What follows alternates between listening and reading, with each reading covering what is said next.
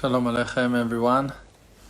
We're continuing Be'ezrat Hashem learning from the wonderful book on the words of the days of Moshe Rabbeinu, talking about this wonderful source of inspiration for the whole world.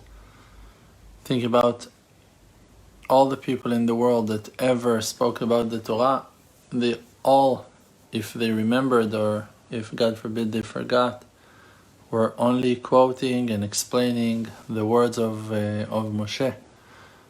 All that book is called Torah Moshe, the Torah of Moshe. So to understand the greatness of that man is something beyond our reach. All the rest of the prophets, they could beg to see Hashem, but only if Hashem chose to reveal Himself to them, Hashem revealed Himself to them. But Moshe, in all the times that he asked Hashem, Hashem came and answered him. No matter what he asked, Hashem revealed Himself to him, face to face, mouth to mouth. Greatest prophet, source of the wisdom and all good attributes, humility in perfection, anava in perfection. And when the time was of Moshe to pass away, to go back to heavens, and HaKadosh Baruch Hu told him, it's your day to die. So Hashem commanded him, Kira et Yoshua, call Yoshua, and command Yoshua. And Moshe, the righteous man, said to himself, okay, it is the time that I need to die, but maybe the reason that I need to die is because that Yoshua came to that time that he needs to rule, that he needs to lead the people of Israel. So I can understand that maybe I should let him lead, but why should I die? Moshe asked himself, why can't I get inside the Holy Land and to be with the people of Israel? Why I cannot get into the Holy Land and to eat from its fruits? Why that I will not enjoy the reward of entering to the Holy Land? That my feet will not walk and step on the land of goodness, in the Holy Land of Israel. I don't mind, Moshe said, to live, and that Yoshua will lead the people of Israel, and I'm just going to join them and enter to the Holy Land of Israel. So what Moshe did, after having that thought in his mind, that maybe the reason for him to die is because that Yoshua is supposed to begin to lead. So Moshe was going, since that time that thought came to his mind, was waking up every morning and in the evening as well, to go and help Yoshua bin Nun as a student to his rabbi. Moshe, that was the rabbi of Yoshua bin Nun for 36 years, humbled himself and acted as a student to Yoshua, that he crowned him as his rabbi. And all those 36 days that Moshe was doing that were considered for him as if he was serving and helping him for 36 years.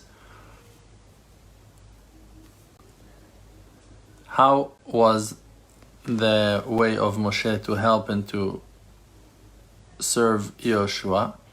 In each day, Moshe would wake up since midnight, since the half of the night, and goes to the entrance of the tent of Yoshua bin Nun, taking the key from him, opens the door, takes a garment and shaking it, cleaning it, fixing it, and putting it close to the head of Yoshua, that it will be close to him.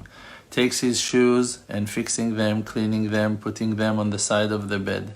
Taking Yoshua bin Nun's talit and his clothings and his sweater and his hat that was made out of gold and crown of good stones, and he was checking them and cleaning them and brushing them and fixing them in front of Yoshua on a plate of gold, that it will be easy for Yoshua and comfortable and very honorable for Yoshua to wear.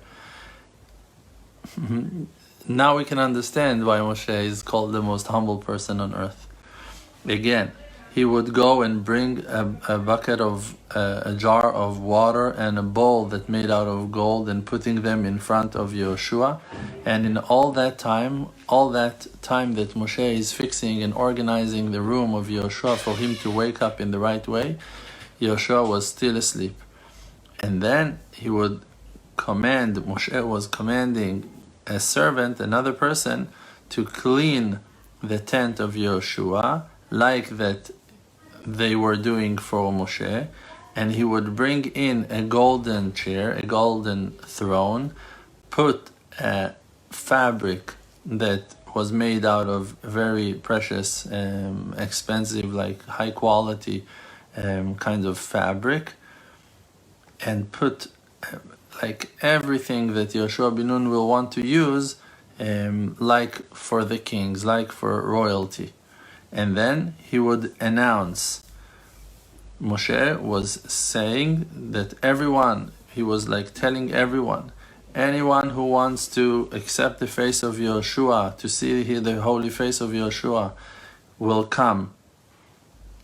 Because it's a thing that came from Hashem, like it's the decision of Hashem, that Yehoshua will be the leader of the people of Israel. In that time, every individual of the people of Israel that heard that announcement of Moshe was terrified, was scared, and said, I'm afraid, I don't want to go and cry. People were not able to understand how Moshe is humbling himself in that way. Like, what happened? Like, it's such a radical opposite, crazy change of nature. Moshe is announcing those announcements that were the announcements of Yehoshua. Moshe is serving Yehoshua instead for Yehoshua serving Moshe. The greatness of Moshe was known and seen and revealed to everyone. And suddenly Moshe is just like letting Yehoshua take the job, but not only, he's like running and serving and helping Yehoshua in such a humble way. And people said to themselves, I'm scared, I don't want to go and to cry. Like, people could not understand how it happens. And they said to themselves, Oy lach shemalkech na'ar. It's like, it seems to them like very weird that someone that is as a kid compared to Moshe, that Yehoshua, that was younger, very much younger than Moshe, he will be the leader, he will be their king. But the ground, the land opened its mouth and said, Na raiti gam zakanti velo raiti tzadik ne'ezav. Don't worry, I was a kid and then I got older and I never saw a righteous man left behind. So don't worry for the honor of Moshe, even though that Moshe is humbling himself, he is not being humiliated by that. His honor is close and in front of the eyes of Hashem.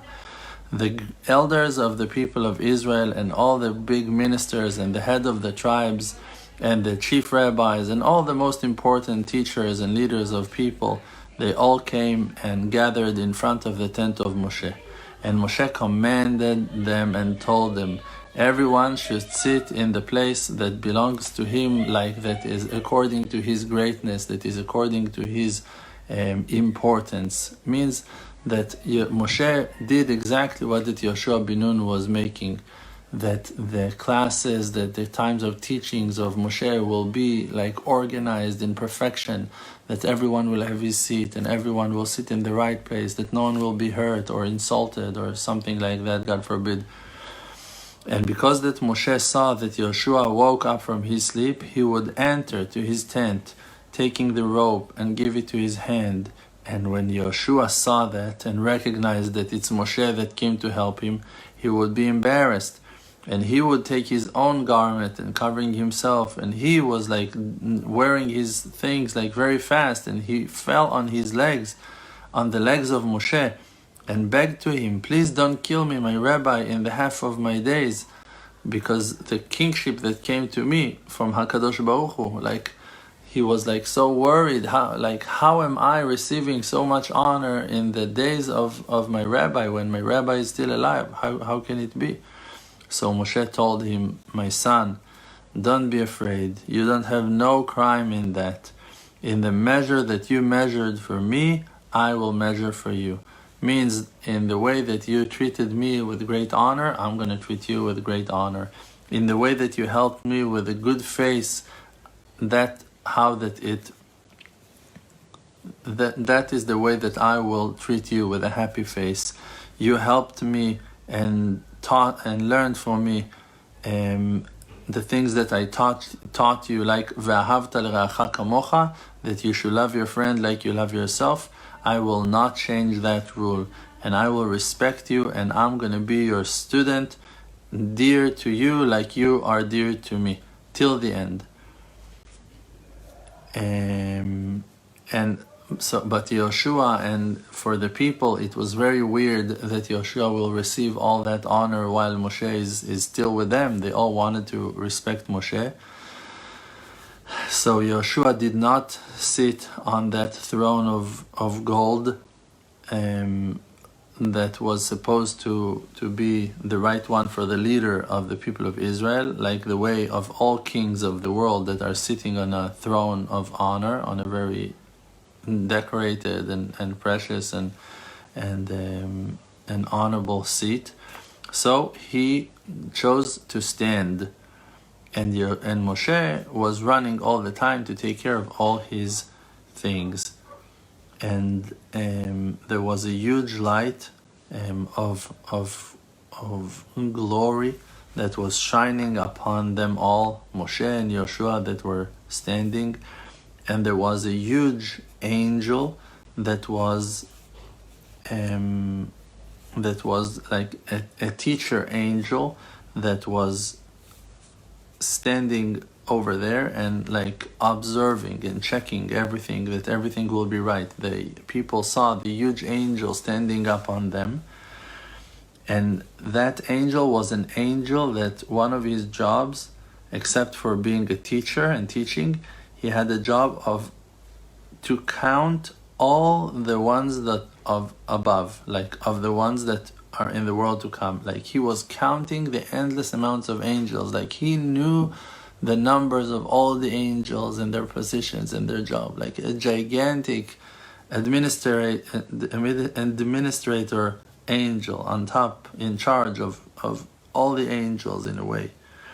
And when he finished counting all the angels and knowing exactly about all the angels, what's going on with them, he was revealing the secrets of the Torah. That was his job. A huge angel that was counting all the angels, knowing everything, anything about them all, and a teacher and a rabbi, an angel that is teaching hidden Torah, secrets of Torah. And because that he covered himself properly, that Yoshua was like ready, they came and said to all the people of Israel, you are late, come immediately. And like for the time of learning, immediately Moshe caught Yoshua and took him out of the tent. Means that now they're ready all together to come to see Hashem in Ohel Moed, in the tent. Ohel Moed is the tent that Hashem was revealing His Shekhinah, His light, upon while the people of Israel were in the desert. The meaning of the word Ohel Moed is the tent of time. In that time, the tent was the place to see Hashem, in the times that Hashem was revealing Himself to His people, to His chosen people.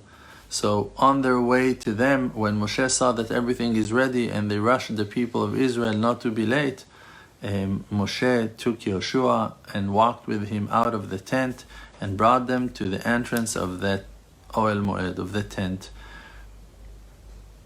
So Moshe made Yoshua walked in front of him. So Yoshua is walking in the head and Moshe is escorting him. And the people of Israel saw that. They saw Yoshua walking first. They were all in great shock, and they stood up on their feet, and they were like walking with them. And Yoshua and Moshe were walking together to the place of greatness, to that golden seat. And Moshe made Yoshua sit against his will. And when the people of Israel saw that, they all cried together. And also Yoshua cried. And he said, "Greatness and honor, why should I have?" He could not understand why he's receiving all that great honor. He understood completely that the honor belongs to Moshe. A voice came out of heavens and said to Moshe, only Moshe heard that voice maybe. So a voice came out of the sky of heavens and said to Moshe, "You don't have more life than 5 more hours." Immediately Moshe shouted and said to Yoshua, "Sit like a king in front of his people." And they both spoke in front of all the people of Israel as one. The face of Moshe was like the face of the sun, and the face of Yoshua was as the face of the moon. Moshe was explaining and Yoshua was interpreting. The verse that Moshe was reading, Yoshua was explaining. And there was no argument between them. Every word that they said was aimed to the same point as one. It was like they were completing one speech. Like a huge stone, a good stone, precious stone of kings that is standing in their crown. Like in crown, you're going to look at different crowns, so you're going to see many good stones in those crowns. But in the crown of the king, you're going to find a huge, big stone that is complete. So the words of Torah of Moshe and Yoshua was as that one large, big, good stone, precious stone.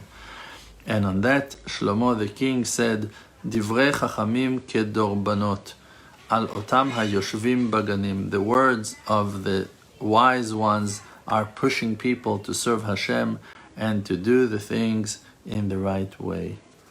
Still, Yoshua and the people of Israel sitting in front of Moshe and hearing the words of Moshe, even though Yoshua spoke as well, still he was in that mindset of listening to Moshe. And a voice came out of heavens and said, "Moshe, you don't have life in this world more than 4 hours."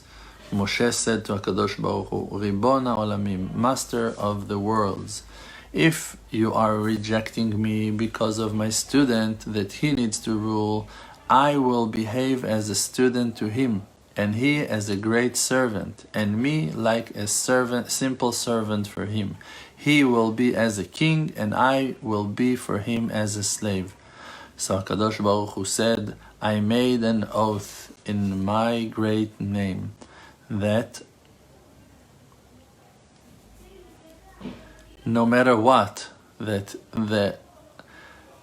so again, I'll read it again. So Kadosh Baruch Hu answered, "I made an oath in my great name that the sky and the sky of the sky cannot contain it, because its greatness. I made an oath that you, Moshe, will not pass the Jordan River." Very painful, very hard, but that is the will of Hashem. Moshe answered, "Ribona olamim, please Hashem, give me permission and I'll become like a bird that flies in the air, and in the power of the holy name I will be able to fly into the holy land of Israel.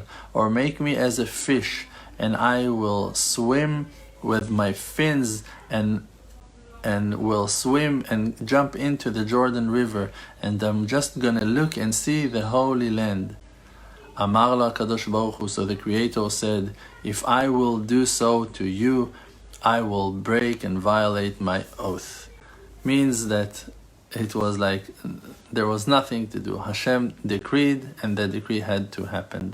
So Moshe said, "Ribono shel olam, Master of the universe, put me on the wings of clouds, more than 3 parsaot, 3 horseshoes up, like very high above the sky, above the Jordan, and there are going to be clouds under me, and I will be on top of them, and just let me see the land.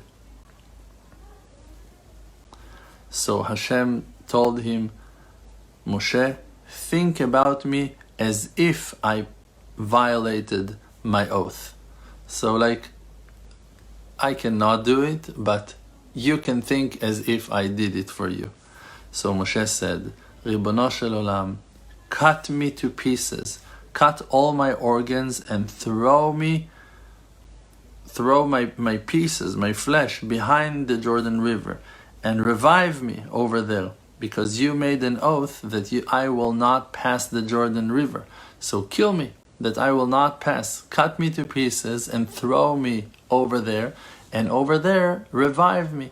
And you're going to revive me over there, so it won't mean that you violated your oath. Moshe found a way how to pass the oath of Hashem, and I'm going to see the land. He had such a passion and desire to see the Holy Land of Israel. Answered to him HaKadosh Baruch Hu, Ke'ilu avarti al shvuati, as if I violated my oath. So means I cannot do that. So Moshe said, please show me the land only in sight. Let me see, open my eyes to see the land. So HaKadosh Baruch Hu answered to him, in that thing I'm going to listen to you. Like it says in the verse, you will see the land from the other side, but there you will not pass. So HaKadosh Baruch Hu shown Moshe 400 horseshoes in the measures, the ancient measures of the Torah, on 400 horseshoes in the amount of a huge area inside of the Pardes. And he, Hashem, gave power in the eyes of Moshe for him to see it fully. Everything that is treasured in it, in the highest places, and treasured and hidden in the mystery, in the hidden places, the things that are far and things that are close, that Moshe will see it all. And told him, Hashem told Moshe, that is the land that I swear to your ancestors Abraham, Yitzchak, and Yaakov, and shown him the whole land with all it contains. And that all was the things that Moshe experienced in that day, and it was almost the time that his soul went out of his body. He had 1 hour, and all that process took 1 hour. And a voice came out again from heavens and said, don't upset yourself, Moshe, because you don't have more life to live in this world but another 3 hours. Here we're going to stop today, even though it's a great pleasure and we want to read more and to know more. A great process of humility, a great understanding about the greatness of our ancestors, seeing how holy and dedicated and aimed to the truth in perfection, in completion, in ways that are can only inspire a person to be a better man. Thank you so much. Shabbat Shalom and many blessings to us all.